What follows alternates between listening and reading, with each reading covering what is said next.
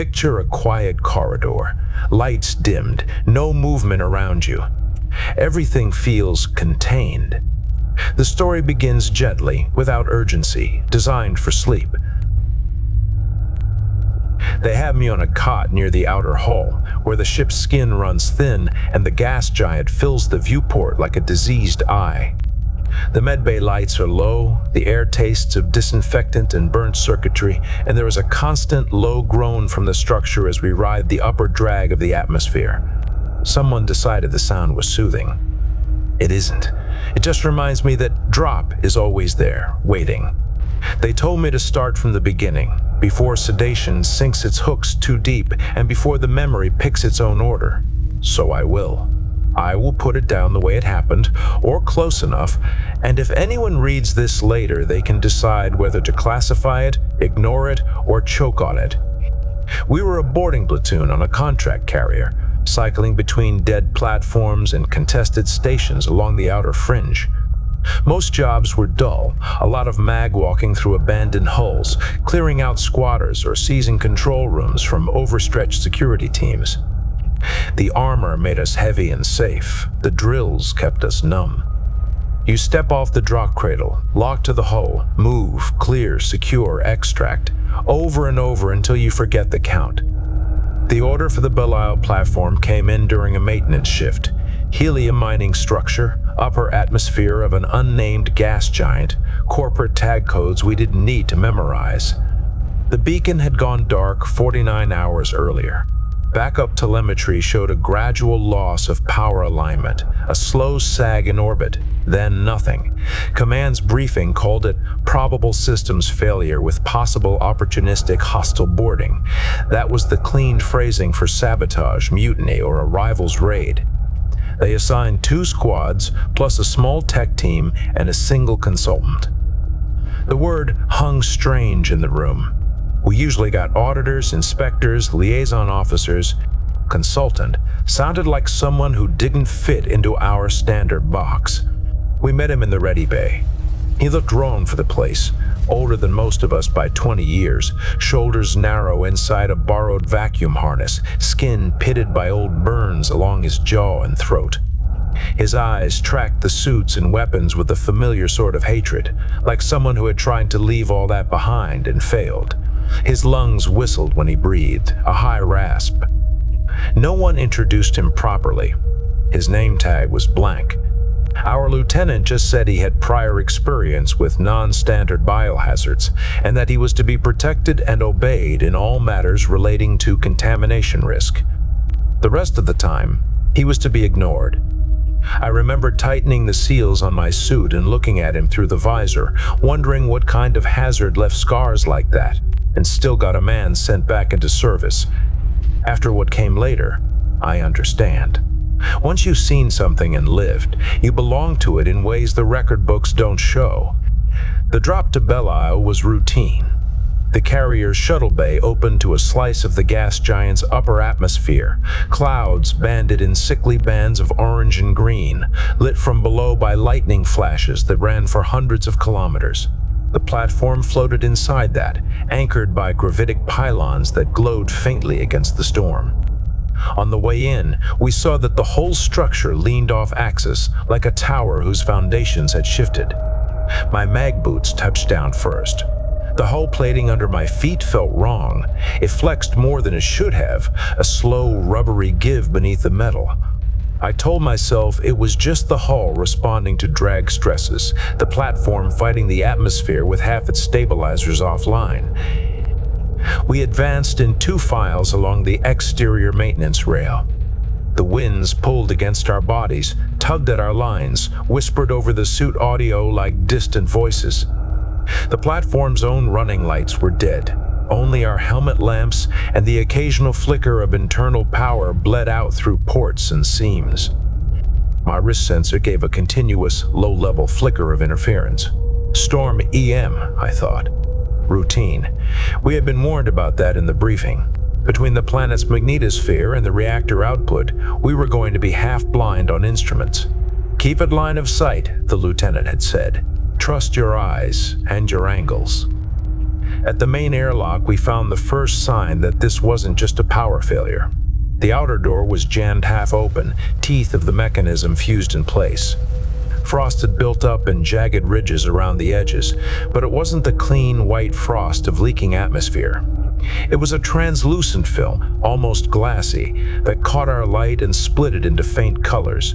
When my gloved hand brushed against it, it flexed and left a smear, like touching the inside of a mouth. The consultant stepped forward then, pushing between armored suits without hesitation. On his belt, instead of a rifle, he carried a compact sampling kit and a battered handheld scanner that hummed on a different frequency than our standard gear. He pressed a probe into the film. The scanner ticked and climbed. He didn't say anything, but I saw his shoulders tighten. We cut our way in with thermal tools, the heat sending little ripples across the translucent layer before it charred and shrank back. Inside, the corridor lights were out, emergency strips along the floor pulsing dim red. The air was thin, environmental systems were failing, but not completely dead. None of us removed our helmets. There was a smell even through the filters, a sweet metal stench that doesn't belong on industrial stations. We advanced by sectors, standard procedure. Clear left, clear right, mark intersections, establish fallback points. At first, everything fit the mental model of an abandoned platform. Loose equipment drifted in pockets of partial gravity. A spilled crate of tools floated halfway between floor and ceiling in one bay. There were no bodies, no visible signs of conventional firefights. That almost eased the tension. Mutiny or raid would have left blood, brass, improvised barricades. Instead, we started to notice the film. It grew thicker along ceiling corners, in the shadowed spaces behind cable runs and vent grills. Sometimes it hung in curtains across side passages, thin enough to see light beyond, thick enough that cutting through it left our blades blackened and our suit exteriors slimed. The consultant made us log every contact, every sample. He moved with a bad sort of familiarity, like a man walking through an old nightmare. My motion scanner flickered occasionally, soft, transient blips that vanished when I tried to localize them.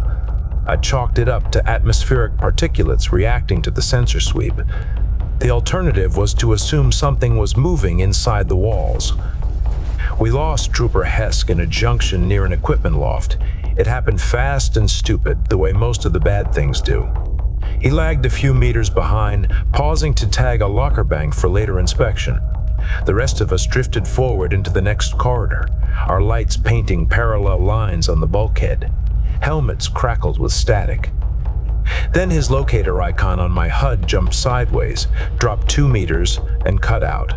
No audio call, no shout, just a sickening little jump that felt like a stone dropping into my stomach. We backtracked, rifles raised, scanners sweeping. Where his signal had died, we found a patch of ceiling where the metal slats had been pushed up and distorted from the inside. The translucent film was thick there, veined with darker strands. When we cut it back, we found only the imprint of his body in the softer material, a hollow the size and rough shape of a man, with ragged edges where something had torn its way deeper into the ventilation space. The lieutenant ordered the junction sealed. The consultant's hands shook as he sampled the edges of the hollow. He knew what it meant. He had seen the starting pattern before. The rest of us were still trying not to. We pressed on toward the central spine, tension thick behind every movement. My breathing grew loud in the helmet, a steady rasp that didn't quite match my heart rate. I forced my attention outward to the geography of the station: cargo rings, processing vats, pump arrays, the reactor shaft at the core. The plan was to secure operations control, then evaluate the state of the drill lines and reactor. That had been the plan. In the maintenance ring adjacent to operations, the station finally showed us what we were dealing with. The corridor curved along the outer rim, with viewports opening onto the storm outside. The translucent film coated the windows from the inside, lit by the sudden lightning of the gas giant beyond, turning them into vast, milky eyes that flashed and dimmed. Halfway along the ring, my motion scanner spiked. Not a flicker this time, but a solid bar, close and moving. Before I could vocalize the warning, the ceiling above us bulged. Plates popped from their moorings with a screech. They dropped on us in a rain of wet metal and shredded insulation. Shapes half-formed, extruded from the translucent mass like hands thrust through fabric. They hardened as they fell, skin going from gelatinous to armor gloss in seconds. Edge ridges formed along limbs, barbed and hooked. Where they hit a trooper, they clung, wrapping around arms, legs, neck joints, probing for gaps and seals.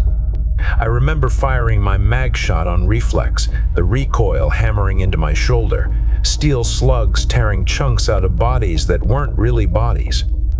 The fragments writhed when they hit the deck, sliding toward the nearest bulkhead, smearing themselves into cracks and seams.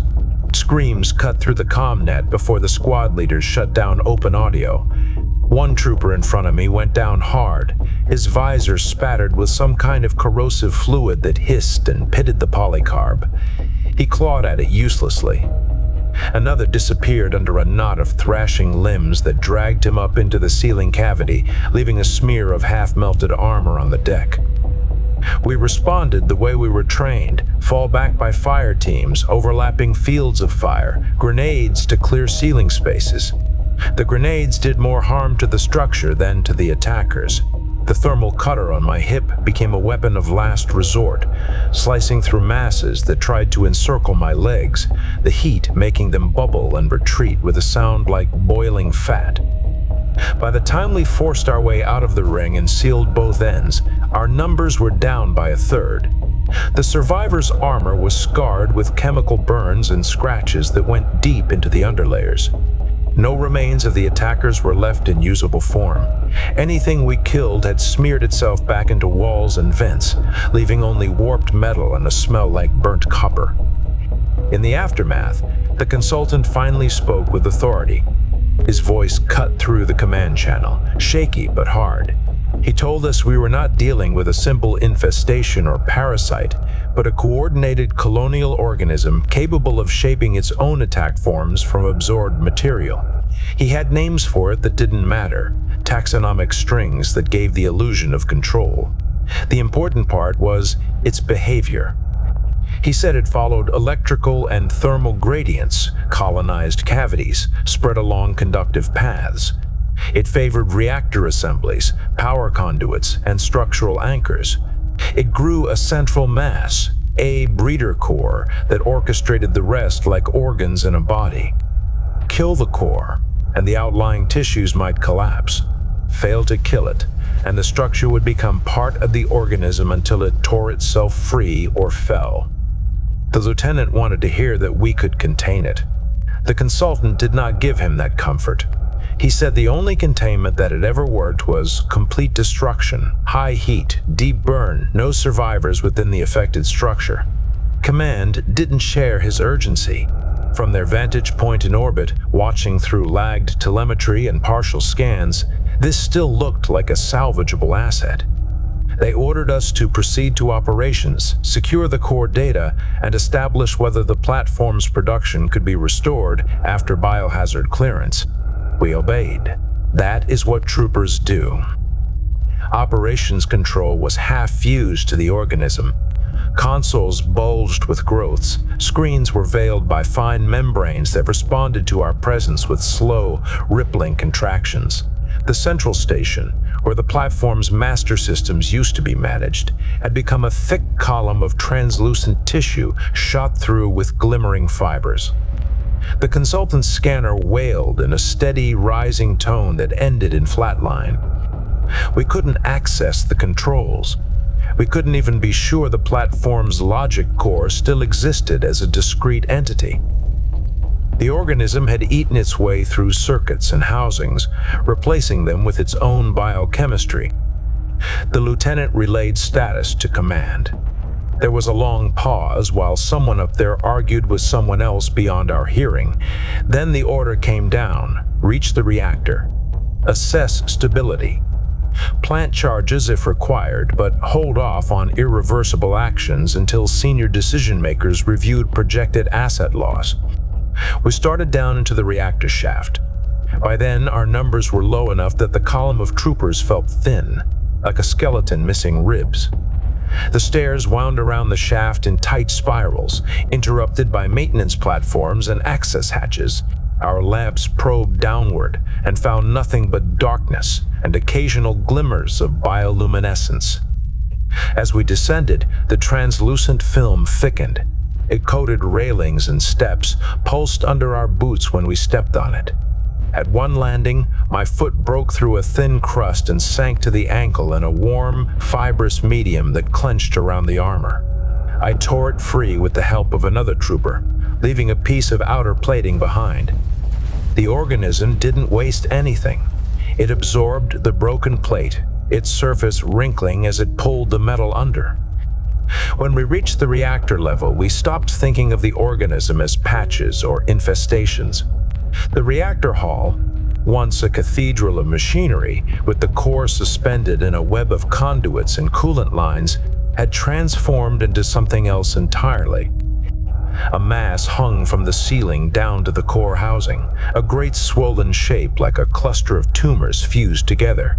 It pulsed in slow rhythm, each throb sending ripples along cables that had become arteries of translucent, glowing fluid. The reactor's own shielding was buried inside an overgrowth of tissue that glimmered faintly with internal currents. Around the base, pieces of machinery jutted out like bones from a wound. Some still glowed with active readouts, their light filtered through the membrane. The floor was lost beneath a carpet of tendrils that flowed out into every recess, every conduit, every access tunnel. When we stepped closer, the tendrils recoiled slightly, then reached forward, tasting at our boots. The consultant's breathing went ragged over the comm line. He said this was the breeder core. He said if we could cook it, we might halt the platform scale expansion. The lieutenant started assigning demolition charges, designating anchor points on the surviving infrastructure. We moved like ghosts in a nightmare, planting explosives on supports now half organic, half metal. The organism did not stay passive. It had been watching us from the moment we entered the platform, maybe before. We were halfway through the charge placement when the tendrils on the floor went rigid. They rose, knitting together into thicker structures that hardened as we watched. From the walls, bulges pushed outward, splitting seams. The mass above us shifted, its glow deepening. The attack came not as a chaotic rush, but as a synchronized movement. From 3 access tunnels at once, shapes poured out larger than the ceiling predators from the ring, their forms more defined, honed. They moved on multiple limbs, low to the ground, carapaces gleaming with a metallic sheen, edges lined with vibrating filaments that sang against our armor. The first line of troopers went down under the impact. Suits designed to withstand high-pressure leaks and shrapnel were not built for invasive blades that saw joints and seams with sick, intelligent precision. Blood-filled visors then froze as the environmental systems tried to compensate. We fired, of course. Slugs tore pieces from the attackers, grenades turned clusters into splashes of steaming fluid that streamed back toward the mass. In the confined space, overpressure slammed us into railings and consoles. One grenade bounced off a jutting piece of machinery and detonated in the wrong place, ripping open a coolant line and venting a cloud of supercooled gas that flash froze 2 of our own where they stood. The fight around the breeder core was not a battle. It was a tearing. The organism simply had more mass, more angles, more ability to afford losses than we did. Every trooper that fell became a resource, armor and all, to be metabolized into new forms. I watched a fallen comrade's leg, still inside its suit, dragged under a tide of tendrils and slowly disassembled, the plating peeled back like skin. At some point, the lieutenant died. I didn't see it happen. One moment, his voice was in my ear, assigning sectors of fire. The next, it was gone, and the command channel defaulted to static. The squad sergeants tried to hold things together, switching to fallback plans, but the organism didn't respect our plans. It flowed around obstacles, pressed us toward the edges of the hall, cut us off in pockets. The consultant, lungs already ruined, managed to reach the central control pedestal. He slapped manual overrides, trying to decouple the reactor safety interlocks. He screamed himself hoarse into the channel, telling us to cover him, to buy another minute. I don't know if we bought him that minute. I only know that when the hall finally became untenable, when the floor was more enemy than footing and the air was a blizzard of frozen blood and coolant mist, I grabbed what charges I could and followed the least clogged path out, up the shaft, while behind me something gave way with a crack that shook the rails. The survivors from our squads met in a cross corridor 2 levels up. There were 5 of us, then 4, when one collapsed from a suit breach we couldn't patch. None of us had the rank to make big decisions, but the decision was already made for us. Command still wanted data. The organism wanted the whole platform. The only middle ground was fire. We rigged what remained of our explosives along a main power conduit trunk, as close to the reactor feeds as we dared without going back into the breeder's mouth. The consultant's last action, before the mass swallowed him or the reactor flash fried him, had been to loosen the safeguards. All we had to do was send a hard enough shock into the system and let the weakened barriers fail. We set timers and dead man triggers, then began the climb back toward the docking collar. The organism did not sit idle. It sensed the power fluctuations, the damaged circuitry. It sent more forms after us, some crude rolling lumps that tried to block stairwells by sheer bulk. Others sharper, more refined, learning quickly how to use their environment. By then, ammunition was low. My rifle's counter blinked in single digits. I switched to short, precise bursts, aiming for joints and sensory nodes I could guess at from prior hits. The creatures adapted, plating those spots, exposing others. It felt like being stalked by a mind distributed through 1,000 bodies. We lost 2 more troopers in the stairwell, their bodies used as wedges and makeshift barricades when we needed to slow pursuit. There was no dignity in it, but there was no alternative. At each sealed hatch, the organism pressed against the metal from the other side, testing it, bulging it, leaving prints like fingers too large and soft to be human. Near the docking level, the station's gravity faltered. Our mag boots kept us anchored, but loose debris hung in the air, turning each movement into a slow push through a field of drifting knives and tools. The translucent film on the walls grew thinner here, less consolidated. For a moment, I let myself believe that the organism's density decreased with distance from the core, that we were outpacing it. Then I saw fine strands trailing through the air like jellyfish tentacles, each one humming faintly with bioelectric charge. We reached the docking collar with 2 minutes left on the timers. The shuttle we had used to board was gone, recalled by command when the reactor readings went unstable. They said they couldn't risk losing 2 assets in one event. Their words, not mine. What remained was a maintenance pod on a secondary rail, a small, ugly cylinder meant for hull inspections and short-range transfers. It was designed for 1 operator and perhaps a passenger. We crammed 3 bodies into it, then 2 when one admitted his suit integrity was compromised and refused to risk contaminating the carrier. He sealed the inner hatch behind us and stayed in the corridor, rifle raised, until the pod launched. I don't know what happened to him after that. I can guess. The pod detached with a lurch and a grinding protest from misaligned rails. For a second, it hung there, balancing on the edge between station gravity and the gas giant's pull. Then the small thrusters spat fire, and we drifted outward, spinning slowly. The timer on my HUD hit 0. The Belial platform did not explode in a cinematic flash. It came apart in stages. First, a deep internal glow pulsed through the structure, bleeding through decks and panels as the reactor began to run away. Then, sections buckled, lighting up from within as coolant boiled and containment fields collapsed. The mass at the center swelled, younger tissue burning away while deeper layers clung stubbornly to the hottest surfaces.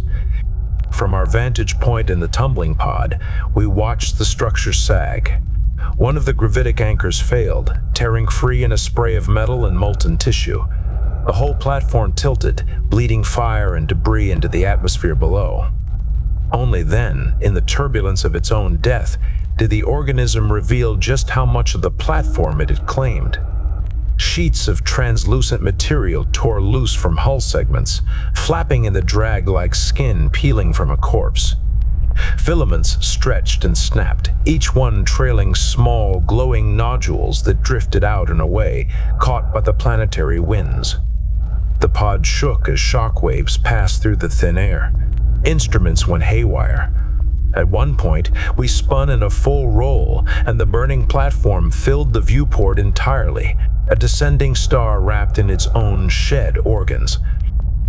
In the corner of my vision, I saw a single strand of the organism, thick as a cable, drift alongside us, then curve away, drawn into a higher jet stream. It pulsed softly as it went, like a nerve still firing after amputation. We were recovered by the carrier 6 hours later, after our orbit decayed enough to make retrieval practical. By then, the platform had vanished below the upper cloud deck, leaving only a smear of heated gases and a scattering of larger debris. The official designation was total asset loss due to reactor instability following biohazard event. In the decon bay, they stripped us out of our suits. The exterior layers went straight into containment furnaces. Our skin got scrubbed until it bled. Blood work came back inconclusive for anything beyond chemical exposures and stress hormones.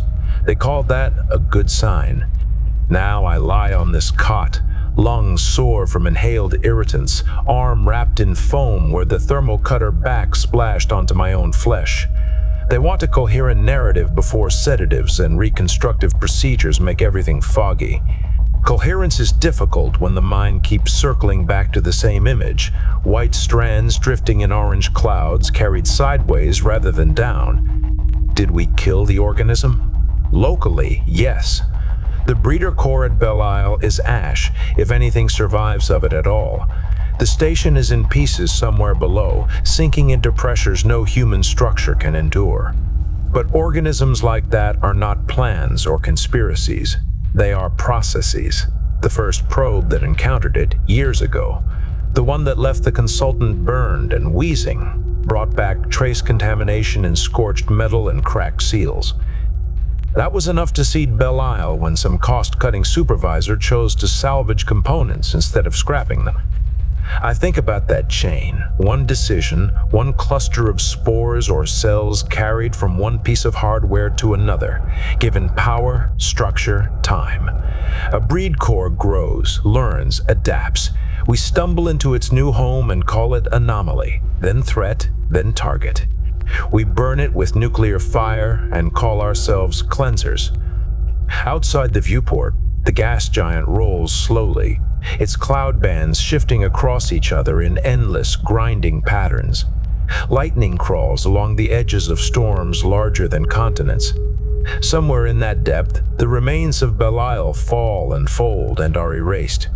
And somewhere higher up, in thin layers where shear winds run like rivers, it's possible that fragments of translucent tissue ride the currents, glowing faintly, searching without thought for a new surface to cling to. Maybe the heat killed them. Maybe radiation shredded their structure. Maybe not. I am only a trooper. My work is to move when told, to clear space with rifle and cutter, to hold ground or fall back as orders dictate. But after this, when I close my eyes, I don't see the rifle, or the faces of the squad, or even the breeder mass hanging over the reactor. I see that strand drifting past the pod window, twisting lazily in the thinning air, unbothered by the platform's death. You asked for the record. This is it. We boarded a failing station, walked into a living reactor hall, and set fire to an organism that had made a home of our machines. We killed an asset and burned a nightmare. I cannot tell you that it is over. I can only tell you that when I hear the ship's hull creak under atmospheric drag, when I feel the subtle pull of the gas giant below us, it feels less like we are sailing above a dead battlefield and more like we are hovering over a wound that is not finished deciding how it will scar. They will sedate me soon. They say sleep will help. Maybe it will. Maybe it will just thin the distance between now and the next time someone cuts corners on decontamination, or decides that reusing hardware is cheaper than scrapping it, or chooses to ignore the rasping voice of a consultant who has seen this before. If you read this and still think in terms of assets and acceptable loss, imagine the platform falling again and watch the glowing strands peel off and rise. Then ask yourself whether you are evaluating a simple incident or watching the first gestures of something that does not care about your ledgers at all. That is all I have. My arm is going numb. The room keeps tilting even when I know it's not. The gas giant's eye stares in through the viewport, and sometimes, just at the edge of vision, I think I see thin, pale lines drifting across it, like scratches on old glass. It's probably nothing. We thought that before. The end. The lights remain low as the story concludes. Nothing brightens again. Good night.